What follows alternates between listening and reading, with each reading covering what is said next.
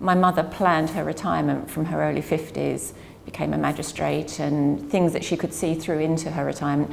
My father just woke up one day and decided he'd retire. Had nothing in place, but now has got lots of things. So some of the work we did identified that most people try and put off thinking about their retirement until it's imminent. And that's quite a scary, it's something that they don't want to try and consider. Perhaps it's tied in, and I'm sure, Neil, you're probably more educated about this than I am, about the whole, I don't know what that looks like for me, and it's the enormity of the decision, and that bucket of sand looks quite attractive to stick their head into.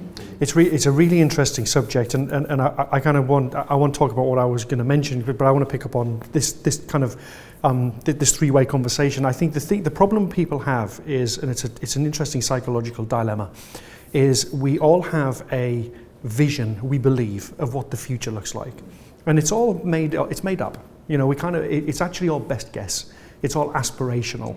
You know, I'm thinking, well, 45, if I retire when I'm 65, what does that look like? Well, I know where I live now and I want to do more of that, and, you know, et cetera, et cetera, et cetera. But actually what happens is every day from this day that I live my life, that future state, that future vision gets tweaked and it gets moved in different directions, and it winds and it snakes to a different, and ultimately may end up in a very, very different place.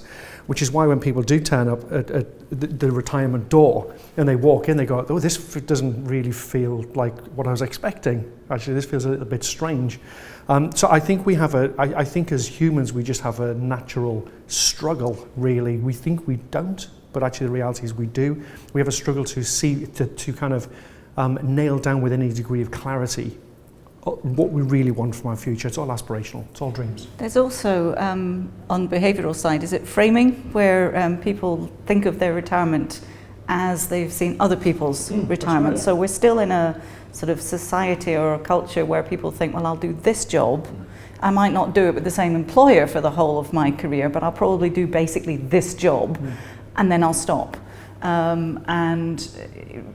Actually, with longer and longer working and later retirement, what we need to see is transitions to things that might be actually really quite different in the wind up to retirement. And I always think that our place as financial advisors is to get the money in place, but the point of the money is to give people choices, so that it's not forced on them. So if they want to keep going and they want to keep the social side of it or the professional side, then they have a choice.